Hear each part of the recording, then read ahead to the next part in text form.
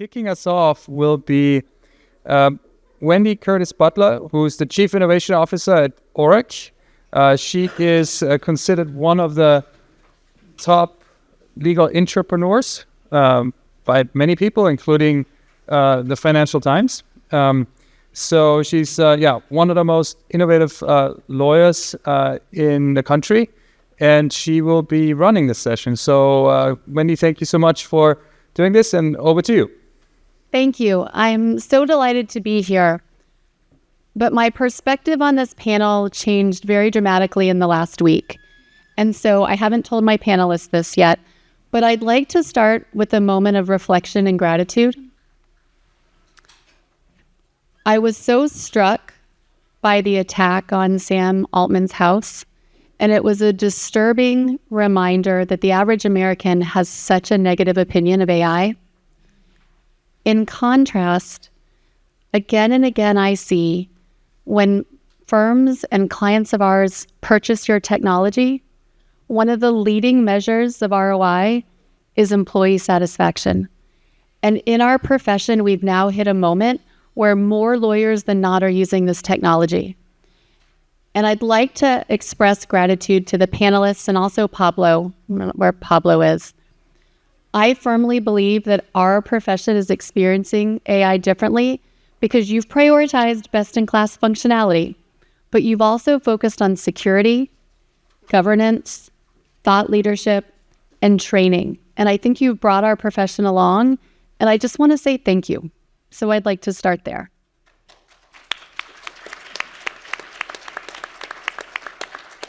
Now, I promise I'm going to save time for Q&A. I know you don't care about my questions and you want to ask your own, but I get the floor for a minute. So, my esteemed and admired panelists, tell me, how did you start your journey in legal tech? And did you pick legal tech or did it pick you? Ryan? I definitely picked legal tech. I started off as a lawyer. I think we're one of two lawyers on the panel. Lawyers live an existence where they take on immediate responsibility, liability for every action that they take. They live in a high-stakes environment where they're being watched, they're being evaluated, they're being criticized, often in directly adversarial situations. I face that. I know what it's like to pick your jury. I know what it's like to sit in a deposition. Actually, I haven't been deposed, but I have conducted many depositions. And the weight of that responsibility is tremendous. And so when you say client satisfaction, what I really hear are lawyers who can operate as their best selves because they're not stressed, they're not anxious, they can get the work done that they need to get done, and they know the results are going to be top notch. So for me, that's what animated me, and I just solved my own problem. Well, I thought I'd give you the Legora Untold. And it begins like a great joke. There was a lawyer, a physicist, an engineer, and a psychologist back in 2020. I was not part of them. There were actually 4 founders to Legora back in 2020 who were using the early versions of BERT. This was an NLP model that came out of Google. And they started working with this model because the lawyer spent his summer in court summarizing and finding similar court cases for 3 months. And that was grueling. Turns out those models were really hard to work with. And we were working with a Swedish fine-tuned version of BERT that not only was it not very intelligent, it was insanely racist because it had been trained on Swedish Reddit. Yeah, boo-hoo. Fast forward to the ChatGPT moment that I think many in the room here experienced. Those 4 guys decided that we want to turn this into a real company. But the lawyer, he went back to law school, and the physicist went to build on quantum computers. And there were then 2 engineers who figured that in order to work on this thing, we better enter a business accelerator. And to do that, we need somebody who went to business school because that was a requirement to apply. And I was the only guy they knew who went to business school. So did I pick legal tech or did legal tech pick me? Maybe a little bit of both. But since then, it's been, I think, the 3 most hectic and exciting years of my life and of this industry's life, as you mentioned, Wendy. And I think every single week, every single quarter, there are new capabilities with the models and the industry that are sort of unlocking. And so it really feels like we're still just getting started. Gabe? I would say for me, legal tech picked me. I started doing AI research back in 2014, which feels like a very long time now. And I think for me, I was always very passionate about figuring out what are going to be the very meaningful applications of this technology. And at the time, I thought it would be personalized education. How do you use this technology to make it so that everyone could have an incredible education and figure out kind of the things they want to work on? I think it turned out the best educational technology was actually just ChatGPT. And so when I was at Meta working on large language models, my roommate at the time, and now the CEO of Harvey, was a lawyer out of Albany. And when I started showing him these language models and he started showing me all of the things he was working on, I think it was very clear at the time that something like what's happening now is going to happen.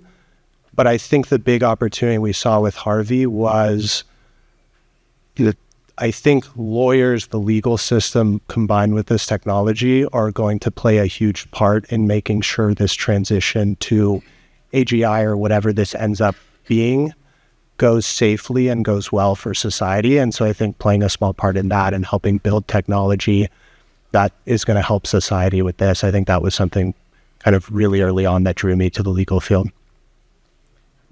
All right, so building on that, Gabe, I'm going to start with you for the next question. You know who will be next on the third question, just signaling to you, Max. So this is a compound question, forgive the litigator. But talk to me, starting with you, Gabe, about the vision for your company, how that's changed, and what you're doing to deliver on that vision. I would say actually the vision that we pitched when we started Harvey pretty early on was actually quite similar to what's happening now, where when I had worked at DeepMind in 2016, they were already building agents, and it was very clear that you were going to be able to build this technology that could control computers and do these things. I think when we pitched this in 2022 and we said, hey, you'll just email this system, it'll go use all your technology and do work, and then you review it, I think people at the time kind of thought that was sci-fi. And I think what ended up getting built was co-pilots and these kind of on-ramps or training wheels onto those systems. And I think now we're starting to see that transition of the work is moving increasingly to these systems that act like coworkers and not just co-pilots.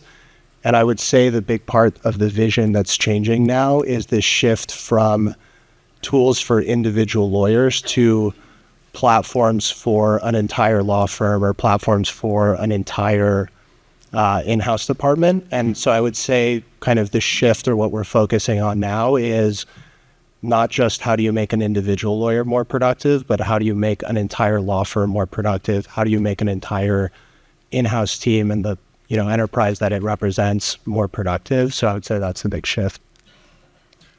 I think one of the really exciting things about building in this space is like every 3 months you need to kind of repivot. It's so exciting and so frustrating. And I tell all of our engineers that, when you join Legora, you need to join with such a low ego because the things that we're working on now might not be the things that we're going to be working on in 6 months from now. And that is incredible as a builder.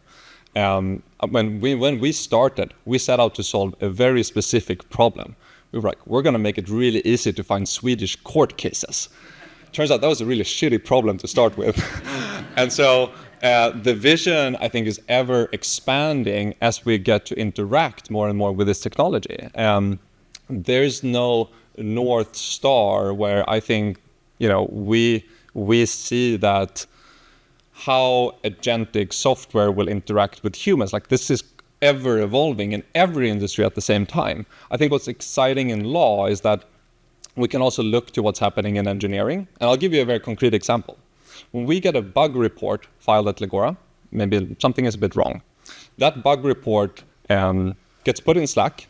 One of our agents look at it and go, let me write the software to fix this bug. It writes the software. And then another reviewer agent looks at that code and looks at that pull request. And if it looks good and there's no sort of big security alarms, we just automatically put that into the repository. And so it's a self-improving, self-working system. It's an autonomous system in a way that's ever improving. When we started Legora, it was a ChatGPT wrapper back in 2023 that made it really easy to work with your file's own documents. And we had some RAG on public legal sources. It has evolved an enormous amount since then. And I think what's really exciting to me is that I'm seeing for the first time that partners are excited to go back into the craft. And so instead of instructing an army of associates to go and work on stuff, they're instructing an army of agents to go and work on their behalf. That is so cool. And they've been seeing like CTOs do the same thing, because you don't need human leverage in the way that you used to with this type of software. And where will it take us? I mean, I think we will live in a world of abundance for the amount of stuff that we can create. I think the real challenge with the North Star and the vision is how will this get distributed in the economy? Because there's some very wealthy and prestigeful law firms out there that will do tremendously well because of this technology. I'm also thinking a lot about how will this impact businesses and the rest of the sort of world, right?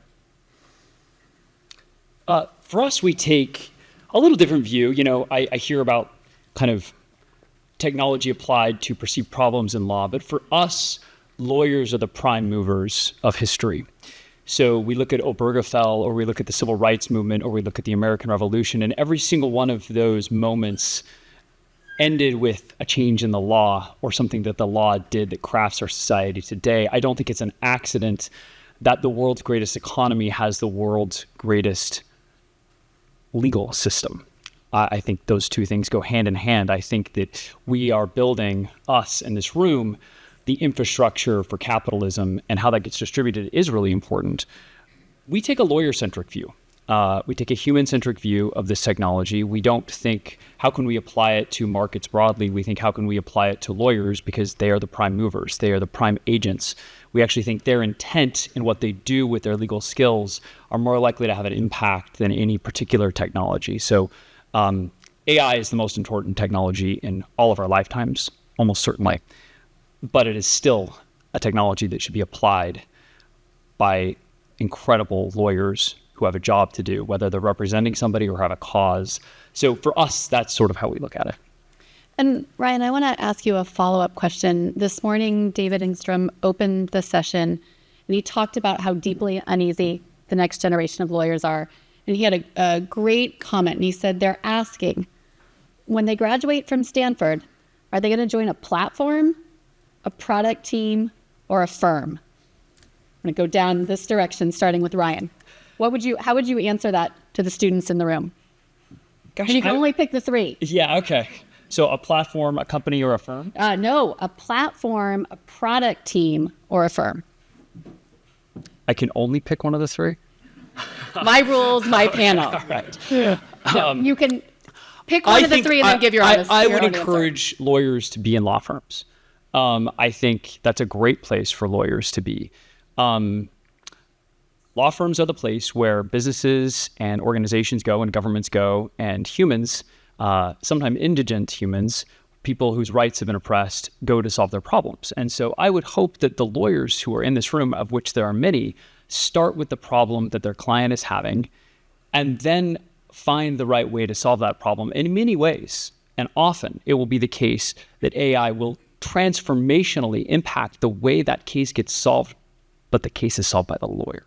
So I should hope they would go work for firms. We have a lot of great firms. Our country was built on great law firms that have done amazing work for centuries. I hope they go work for firms. Max? I mean, I'll give you my personal view. So I did a 9-week internship at McKinsey, and I was like, I never want to fucking work doing PowerPoints again, right? Like there's going to be amazing places to work at, and there can be law firms, there can be platforms, there can be product companies, there can be something else. I think the most important thing is pick the group of people, regardless of in which organizational type that is, where you can do the most things and grow the fastest. I've hired, kids right out of college who are now going into rooms like this, doing presentations for 300 law firm partners, and they're like 24. And if they had grinded 10 years at McKinsey, like they still wouldn't be allowed to do that. And so I think if you go out of Stanford, like obviously you're at one of the best colleges in the world, and you should go out and be in a place where you get the highest leverage of AI, because this, as was said, is the most transformational technology of our lifetime. Gabe? I think I agree with that point of, I think you will see partners at law firms, my guess is, will be more productive than they are today, in the sense that, like, if I think of where partners' expertise is so valuable, right now it's largely bottlenecked by execution of these transactions. Like if you're doing an incredibly complex M&A, there is a couple key moments where that very valuable partner does the work he does best, and then a lot of it is eaten up by making PowerPoints and all these things. And so I think the thing I would be excited for is we can help partners and law firms spend the majority of their time doing the things they do that is super valuable. But then I think to Max's point, I think this technology is so transformative, there are just going to be jobs that exist that don't exist right now. The same way there's a social media marketing manager just didn't exist before social media, there's going to be jobs like this. And I think there is a lot about a legal education that is incredibly valuable, where it's like, Winston, for example, is not a lawyer anymore, but there is a lot he learned working at a law firm and from law school that was incredibly valuable to like run a company like Harvey. And so I think you'll see a lot of that. And so I think to me, the hope would be, I think you're seeing a bit of this in software engineering and a bit of legal of people are saying, oh, software engineering, the models will get so good, you don't need software engineers. And I think the opposite is going to be true. Like you need people that deeply understand software engineering. It's just going to be at a much higher level than being in the weeds. And so I think we need that for software engineering. We need that for legal. As these systems get more complex, you're going to need more people to understand all these things. And I mean, for new grads in the room, we just opened our office in San Francisco. So I, again, go to gratitude, because each of your answers had a theme of elevating us as a profession to focus where we have impact. So I just commend you again. But I'd love if you'd share a story of a way in which your technology has surprised you and where it had impact. Right, I'm first. You're first. You Wow. get question number 3, Max. All right. So we actually just completed a big ROI study that we put a lot of effort into. And as part of that, we went to speak with 31 innovation and law firm leaders of firms that we work with. The biggest story that I took away from that was the amount of hours across all of the practitioners that they reported unbillable work that was now fully automated. Like that, if I look across the law firm industry, is the biggest signal I can see that we're moving from things that maybe aren't super exciting to things that are really exciting. On a personal level, we actually have a Slack channel called Customer Love. It's my favorite Slack channel. It's one of the ones I haven't muted, and it goes like direct to my notifications. It sort of picks up and people post these stories, and one of them really stuck with me. It was from a female partner who had a very gnarly case, and they had to get in something over the weekend. And she actually managed to finish it on Friday at 7, got home to see her kids on the Friday before the weekend even started. And without Legora, she said, we would have never been able to do this, right? And I think you mentioned the employee satisfaction of rolling out these tools. I think there's something very true to that, but it only comes if you put in the effort to learn them, right? And so there is like this initial element of how will I, as a professional, now react to these tools? Will I be an adopter or will I be a laggard? And I think there's lots of these stories, and I think they sort of show something quite human about keep saying that. And Max, I'd like to stay with you for a second, maybe selfishly because I'm so curious, but you just talked to 30 of my peers. Yeah. What surprised you most about listening and hearing from us? Well, actually, I was not the one talking to them. Eric Kaplan was, because we wanted to make it a third-party report. I think if I did it, it would have been quite biased. Aren't you paying him? And well, so the way that we've done the report, think it was on their show the other week. Yeah. So I think that the thing that still surprises me is, we're in sort of year 3 on this, and many of your peers, I think, are struggling with the same problems as we sort of saw a year ago. And very few leadership teams of law firms have none have invested enough in the people side of this change. I come from a family of architects, right? And it's almost the shift is as big as moving from drawing on pen and paper to using CAD to design buildings. And I think it's very clear that you need to invest so much time in actually getting people up to speed, and that's still like a problem. Can I give a story? Please, I'd love a story. So a few years ago, a Tesla was driving down a road late at night in Miami, and the driver fell asleep.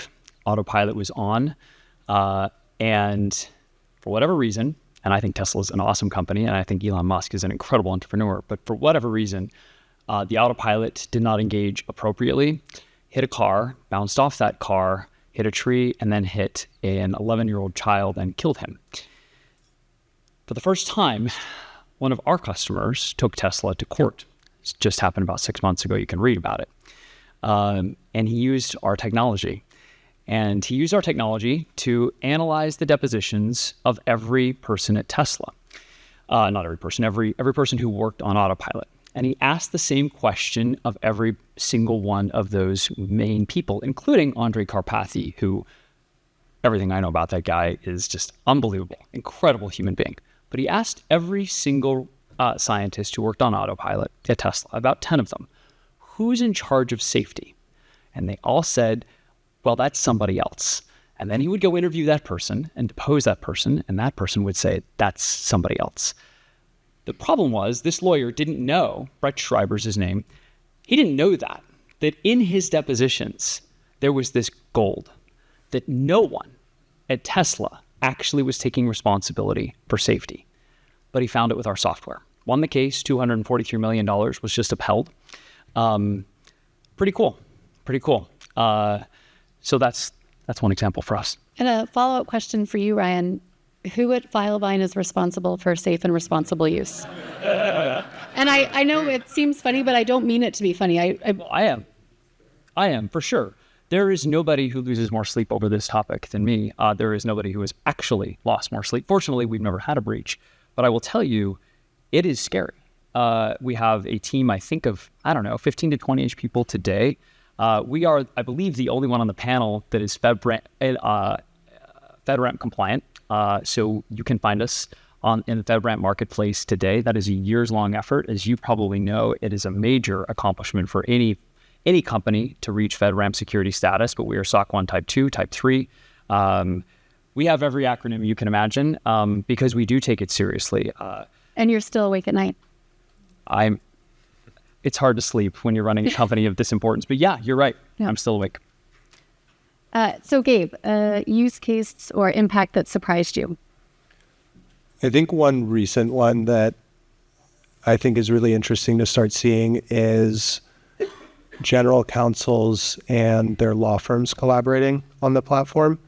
And so one example is recently Claudia from Telecom and Ralph from Gleis Lutz working together on our platform on an M&A. And so I think, to me, the thing that's really exciting is beyond these models getting better and being able to do kind of maybe individual tasks that lawyers do is really starting to think about how does the law firm client relationship look differently. And I think a lot of the really challenging and interesting things that have surprised us is a lot of it isn't technology problems. It is, how do we start thinking about these relationships differently? And I think some of the things we're starting to see with large enterprises, how they work with their law firms, kind of coming up with creative new solutions where both parties acknowledge these agents will do some of the work, but the enterprises recognize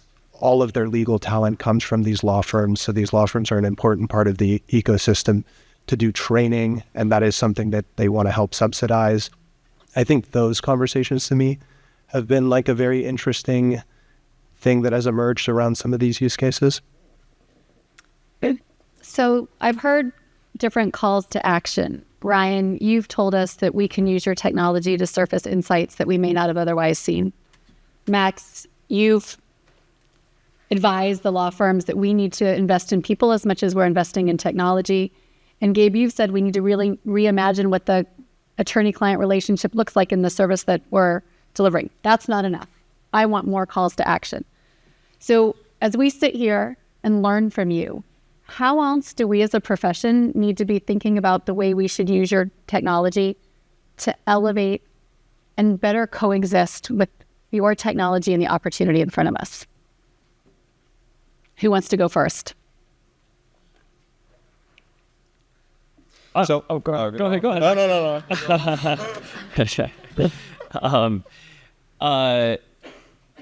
So I actually take a lot of inspiration from both Gabe and Max on this topic. They both talk about the importance of dispersion throughout organizations, corporations, and law firms. And there is so much fear. There's so much fear amongst our customers, and especially, not at the top, right? The partners, the $11 million partner at Kirkland Ellis isn't too fearful. But I can tell you the paralegals, they're terrified. The new associates coming out of law school, they're absolutely terrified. They don't know what's going to happen. From my perspective, our customers have never had more business. They're growing extremely fast with seats, which is apparently the worst way to charge for software, according to the Metro. But I think we have a responsibility to tell a story of a very bright future. Not just for lawyers, but the people who hire lawyers. Hiring a lawyer is a miserable experience, almost for everybody. I've never, ever met somebody who said, gosh, I want to go talk to my lawyer. I'm not going to pay him. I'm just going to go hang out with him. Like, that doesn't happen. People don't hang out with their lawyers. They call them when they're in trouble, and they're usually going to have a pretty bad experience. Lawyers are hard to get a hold of. My brother tells the story of he was trying to hire a lawyer to help him on a very small matter. And here's a pretty well-connected guy. He's our chief product officer, knows a lot of lawyers, works for a legal AI company, and couldn't get a referral to see a lawyer. It took him like a month to finally get some lawyer at some law firm to give him a call back. So the experience of being a client of a law firm, hopefully that changes. And I think it will with AI. So, I think the law firm model, especially as a new entrant into a big firm, if you're coming in as an associate, is sort of inherently hard to innovate within because of the pressure of the billable hour.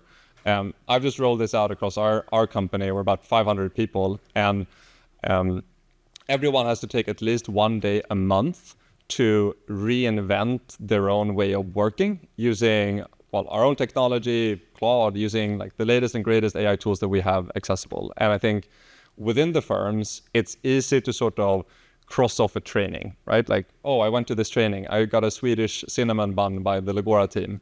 But to actually sit down and reprocess and rethink and sort of attack the problem from a different angle using the tools that we now have at our disposal, which we didn't have when we first designed those processes, is a critical part of delivering, I think, sort of outlier ROI. And so I would really encourage the firms in the room to attack it that way. I think the GCs and the legal teams that we work with are, maybe rightly so, starting to really pressure firms and partners on what their AI story is, how they're leveraging that technology, how they're splitting the gains with the clients, etc. I'm sure you've been on plenty of client calls asking, what Orrick is doing on this. And I think the GCs also have a responsibility to be great procurers of legal services and to not just ask, what are you doing with AI? We need to ask intelligent questions. We need to understand the technology, and we need to be able to sort of, separate the real from the bullshit. Because, doing a press release with one of us is not enough. You actually got to do the work. And so that's what I would really encourage everyone in the room to take away. I would say my biggest call to action is I think as an industry, we need to start talking more seriously about how good these systems are getting. Like, if you look at what's happening in engineering, like these models are going to get so good by the end of the year that most engineering teams need to completely change how they hire, how they function. Like there are people at the labs that spend a single engineer $10 million dollars in tokens a month by themselves that are more productive than a team of like 50 people. And I think this change is coming to legal and every other professional service industry. And I think my big worry is this transition for us in engineering as an AI first company is hard. Like we have 150 engineers just thinking about how to change all of those workflows, how to train people. And these are people in Silicon Valley using these models every single day. It's still hard. And these models are improving faster than a lot of people are learning how to use them. And so I think this is going to be a huge challenge for engineering organizations. And then I think of all of the large enterprises that we work with, and it's 1,000 times harder for them. And then I think for the legal industry, there is on top of this problem, like the entire business model problem. And I spend the majority of my time talking about XYZ feature.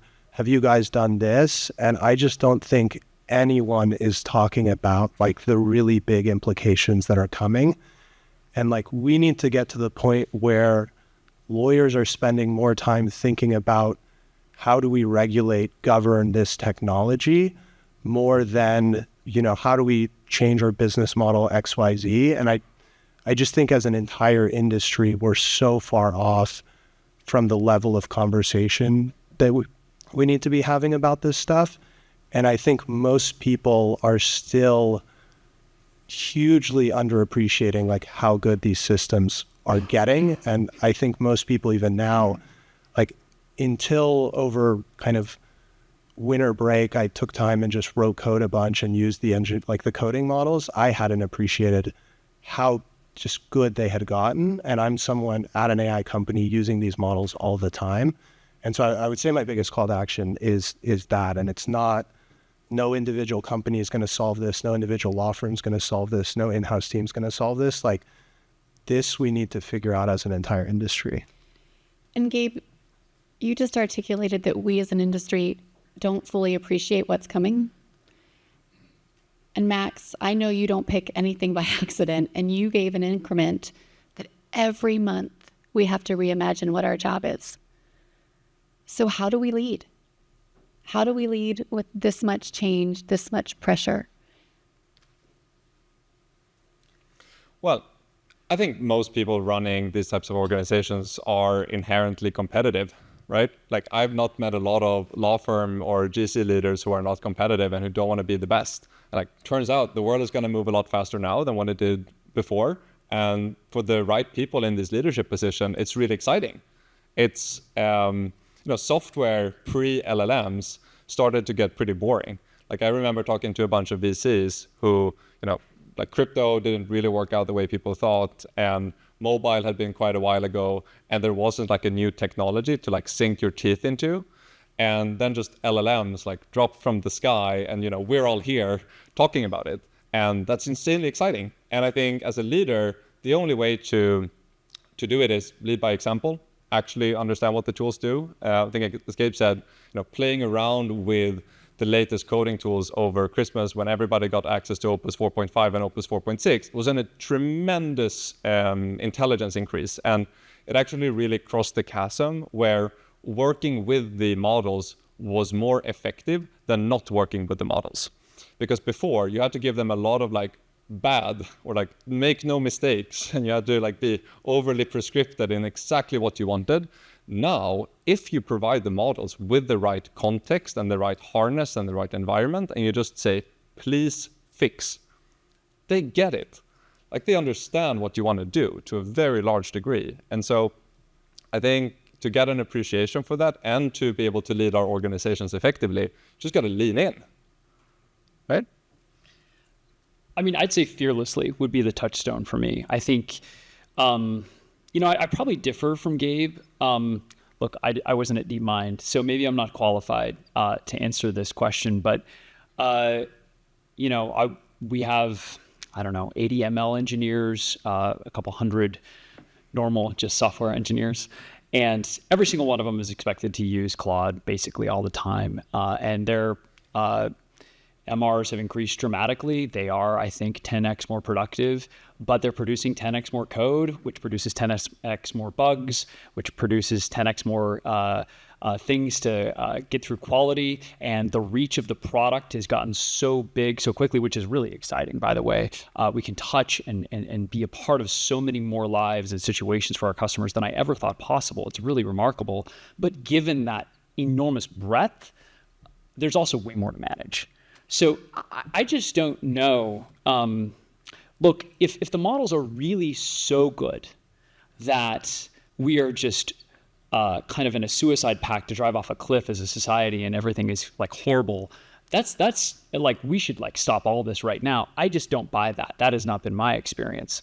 And again, maybe I'm not sort of at the core nucleus of Anthropic, and so I don't know. But my experience has been that the productivity gains are unbelievable, 10, maybe 100x in some cases.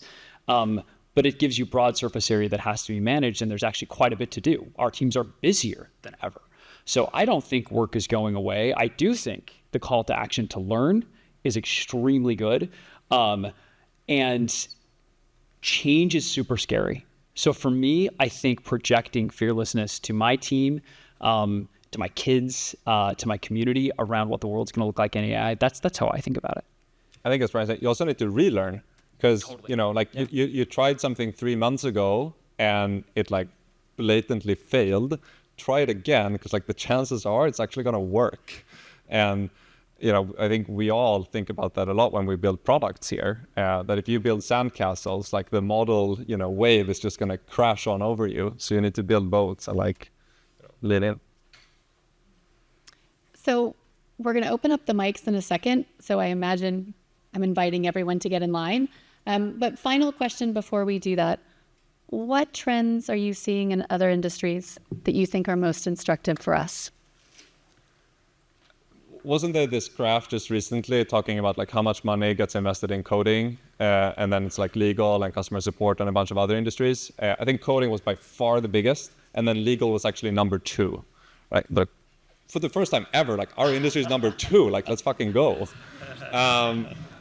And I do think that the applicability of these models within code is a lot easier than our industry because code follows a very sort of succinct language. You compile it, it either works or it doesn't work. You can run tests on it. Either you get like a bunch of green, thumbs up, or you get some crosses and the code doesn't run.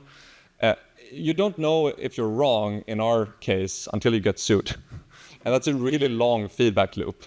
And so I think we should look to coding and look at and mimic the behavior of engineers. I mean, if they're out running 10 parallel, Claude Code instances and they're, managing that many agents at the same time, it's a pretty good bet that that's going to be the same way within our industry. And so that's where I get most of my inspiration from. Gabe?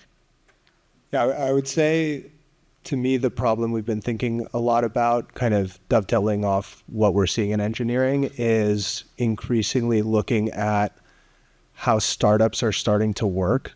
So if you rebuilt a company today, how would you organize it? And so I think like the trends or the way that I get a lot of intuition is like, one, how do I transform how I work using these? Then with, for example, our small research team, how can we work differently? How do we see startups working that way? And then kind of scaling up. And so I think like Jack Dorsey and Roloff from Sequoia had this really good post about how they're starting to think of the new version of hierarchy as these models get better. And so I think that trend, to me, one of the interesting problems is just going to be, how do you design organizations when you have essentially infinite employees? And so I think that trend is super interesting. I think I don't know about you, but I think of the 3 founders here, I think I'm the only one with kids. I'm not 100% sure that's true. I don't know. Gabe, maybe you don't. Matt, I don't know if you have kids or not, but Max, I think you're pretty young. So I've got 6 kids, and that's a lot. We are exhausted, you guys. That's why you don't sleep, bro. That's right. Yeah, right. Exactly. But they're all in school, and my son's kind of a genius. He's definitely got like the founder gene, and he said, yeah, I had my EP history test, and I just asked ChatGPT to just quiz me. It's just an ingenious little thing. I'm sure other of your children have done similar things, but how incredibly cool. He uploaded all the documents from his textbook. I'm sure it was online somehow, but he got it all into ChatGPT and just said, hey, can you just quiz me on this test? Here's the kind of questions I expect, and grade my answers. And he said he did it for a few hours and aced his test. Wow. Like, what an incredible result. So when we think about kind of an all boats rising situation, you know, a better dad would have been there quizzing his kid. I was not, so I'm sure I was at work. But I sure am proud of him for using a model in that way. And that's like incredibly liberating. So I hope in education it'll make a big difference. Okay, why don't we start on the right, or my right? All right, careful what you say on the right. Hi, so I'm an IP lawyer, and Max, this is mainly for you because your Jude Law campaign is interesting. Oh, you saw that one. Yes, and you're also doing, I think, what Lexis and Westlaw did. You're getting into the law schools to kind of brand, the product with, so younger, to-be lawyers are doing that. So I'm just curious, how, again, these are you're all selling a product, right, and branding it.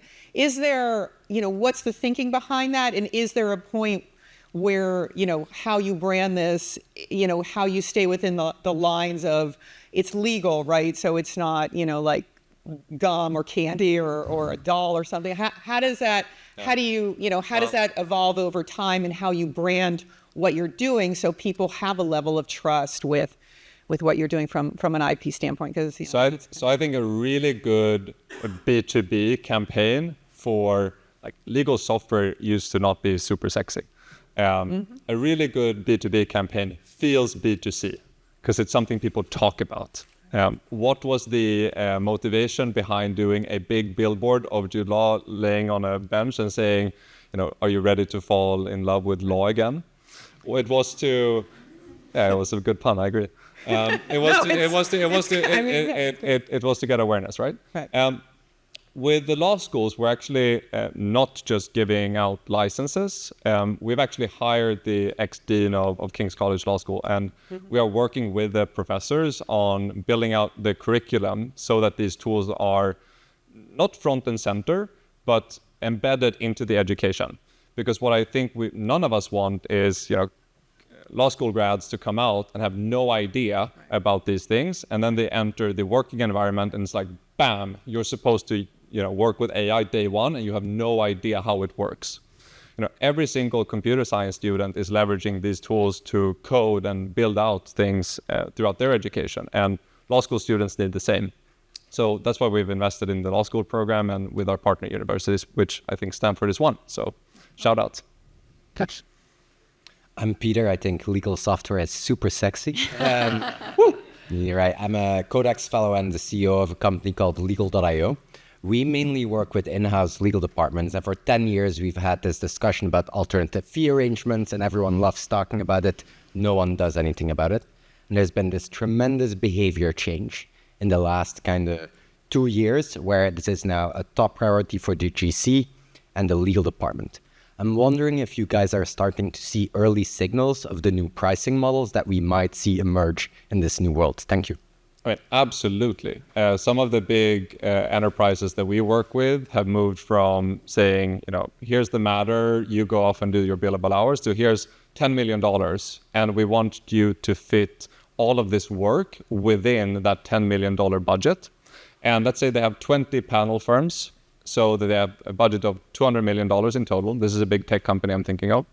What they're then also doing is they're taking 10% of that pot, so $20 million, and they're saying, we're going to distribute the 10% top up here to the law firms that are showcasing the most innovativeness and the most effectiveness in delivering their work. And so what does this do? It aligns incentives, because the law firms can drive the best margin possible on that work, Always do they have to deliver the quality required so that they stay on the panel, and they can even get a top up if they do a really good job compared to the other panel firms. Now, what has this done is has, of course, sped up the adoption and the nervousness of some of these partners, because it's like, wow, okay, we really got to get running on this.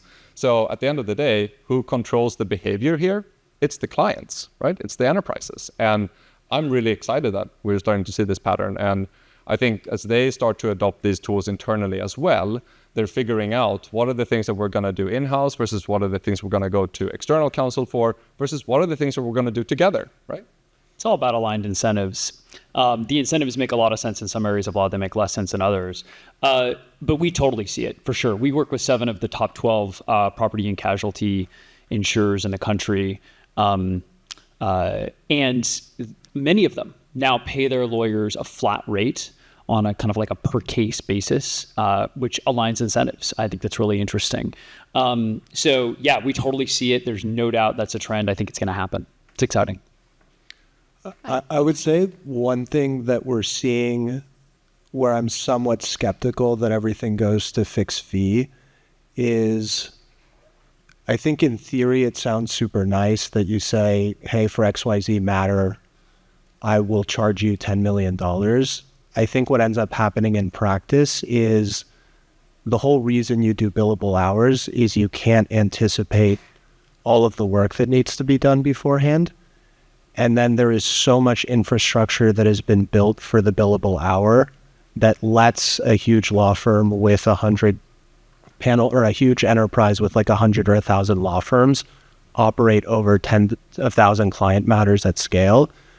And so I think we are seeing this trend a bit, but I do wonder if like you're starting to see these agents priced by hour, that I think ironically this will actually go the other direction, where we get really good at mapping all this billable hour work to agent hours, and you actually just keep all the billable hour infrastructure, but it just becomes much more efficient to say, okay, this billable hour I want a human to do, this billable hour I want an agent to do.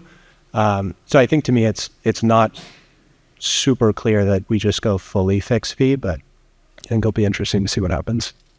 On the right. Hi. Sorry, I'm just getting over a cold. My name is Tina, and I recently worked at a civil litigation firm as a law clerk. I recently launched a legal AI implementation consulting firm earlier this year.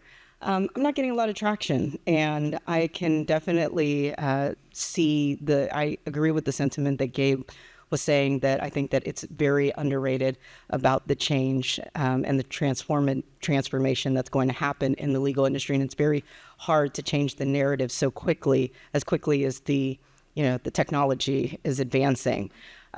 So my question is, I guess, a little philosophical for the panel, which is it incumbent upon, and who would it be incumbent upon, to try and lift all boats, or just the ones that are okay or quasi-curious or really curious or really want to get on this bandwagon? I'm not saying leave, it's all or nothing, but because it's moving so quickly, should you just maybe focus on changing the narrative for the people who are receptive to your message with legal AI? I think people will see by example.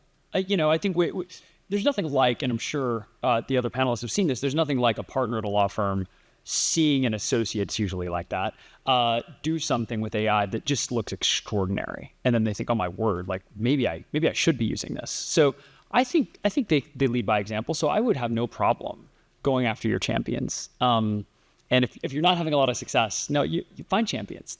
They will show internally what this can do. It is incredible technology. So I wouldn't feel bad about that at all. Don't go to the most skeptical person in the room. Let the least skeptical person, the most optimistic person, take the flag. On the left.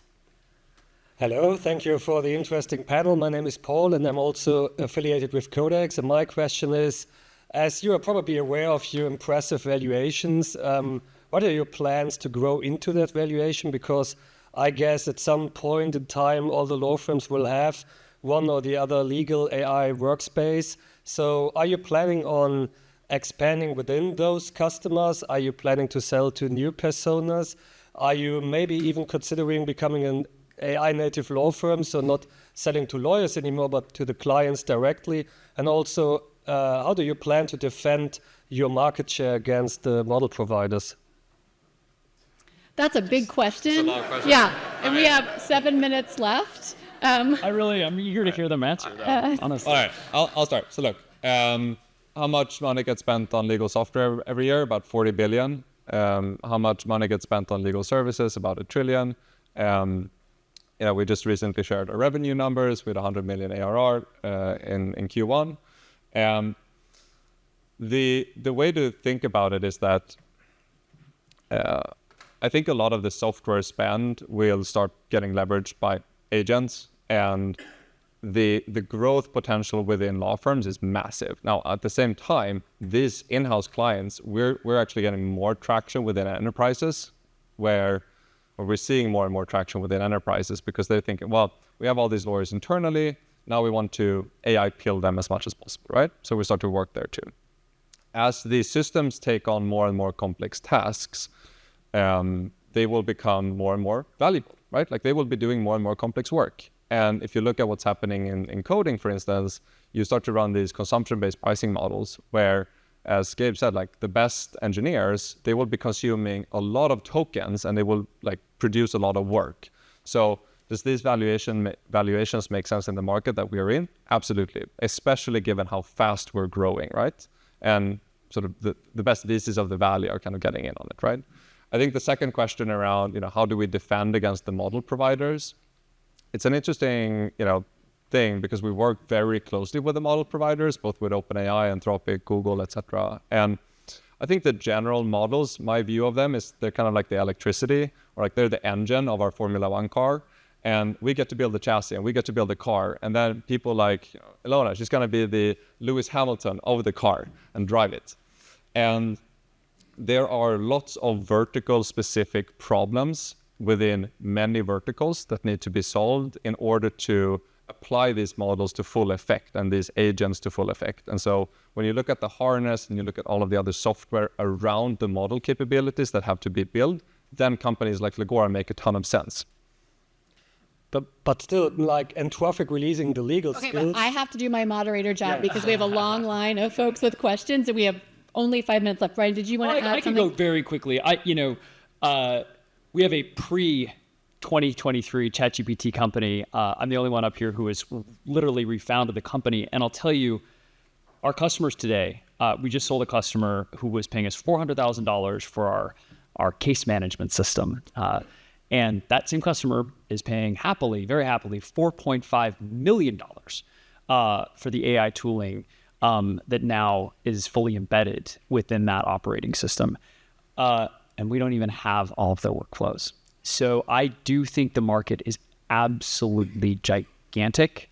And I don't even think we scratched the surface. Yeah, I think you will see $100 billion company. I can see through easily at Filevine today, easily through to $4 or $5 billion in revenue in the next 2-3 years. Like, it's just not that hard. There is so much to do.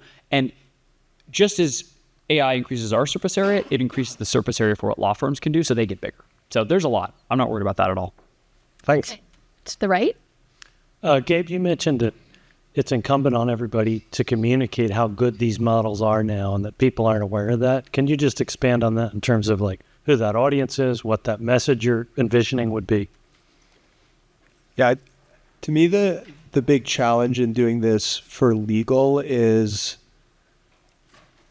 I think in software engineering, it's quite easy to tell how good these models are at software engineering if you are a software engineer and you use them because they are so tailored to engineering. I think the challenge that you run into, and this happens in engineering as well, is the models aren't good independent of a user who knows how to use them very well. And so when I give the example of there's this researcher that can spend $10 million in tokens, like this is someone who understands the models so well that he built his own version control system because GitHub was too slow for how he's using the models. But it's someone who so deeply uses this. And we found individual partners where I know some senior partners that are at this point, I could do transactions largely by myself with some tooling and these models. But those are partners that from 3 years ago, I'd seen them using these models and they use it consistently. And so I think something we've always struggled with as a company is how do you convey the performance of these models, right? Because all these benchmarks don't do that, right? When you look at SweBench and you're like, oh, it's at 60 now, it's like that doesn't convey the feeling of how good these are getting. And then in legal, there aren't these benchmarks. And so, I mean, some things we're working on is how do we build better of these benchmarks and open source them? How do we figure out ways to communicate this? But I think the hard thing is you really just need to use them. And it feels like I think the thing that is so hard for law firms compared to engineering is, as engineering, it's very easy to adopt this technology. It nicely fits in all your workflows. Whereas for a law firm, you are on such an intense time schedule, like you do not have the time to figure this technology out. And so that, to me, I don't have a good answer for that. Like, I think it's a really hard problem, and that's kind of why this is, I think, a concern or like a challenge. Yeah, hi. My name is Danny, and I'm one of the startup founders within the legal space. So since we are in future law, so my question is, do you think in the near future, one day AI agent will be dispensing legal advices? And if yes, what does it take? And if no, why? Well, that's a regulatory question. I think so. When Winston and I started Harvey, the first thing we actually did was go on r/legal advice and download all of these legal questions and use 3.5 to answer these. And we actually found the lawyer who defended LegalZoom when their case went to the Supreme Court of, is LegalZoom considered legal advice? And we kind of told him the idea, and he said, oh, that wouldn't be misconstrued as, I don't know why it got so dark suddenly. I don't know why that would, he was like, there's no AI I've seen that would be considered legal advice. And then we showed him 3.5, and he's like, oh, that's going to be a problem. And so I think, to Max's point, this is a regulatory question. We've started working with the Singaporean court system of, can we use these systems in controlled ways to give legal advice? And I think the challenge is there's pros and cons, where these models are really good, but if you give someone the wrong legal advice, it's really bad. I don't know what's going on. The regulations exist for a reason, though. And I'm not saying you don't. I'm not saying you disagree. By the way, I'm sure they exist because they place responsibility on a human. Yes. And the truth of the matter is, I don't think any of the three of us would tell you the models get it right every time. You know, if you run a report in Filevine, never have I ever had a customer go, I think that report was wrong, because it's not stochastically generated. It's right every freaking time. But if I ask AI to show all the circumstances under which my case might be susceptible to a preemption challenge, the chances of it missing something, specifically the completeness of that answer, is extremely high today. Way too high. Maybe it's 5%, maybe it's 10%, maybe it's 1%. It doesn't matter. All those numbers are too high for a lawyer who has to be right. So the regulations are there for a reason for now. Yeah. So go ahead. I was just going to add one last point. When we did the experiment with 3.5, we got something like 85% of the answers on questions about people getting evicted. When we had lawyers review it, they said, I would send this to my client without edits.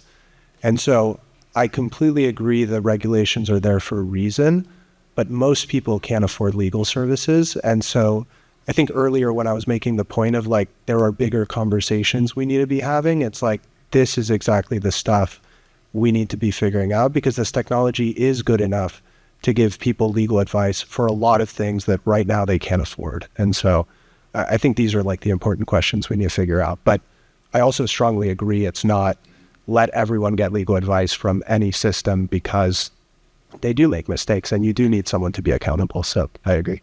And I'd like to close where I started, which is to thank the three of you, including the transparency of the answers that you just gave us. It gives us a chance to have trust and understand the limits of what the tools can do. And I don't know about everybody else in the room, but I think you've been fantastic. So thank you very much. That's nice.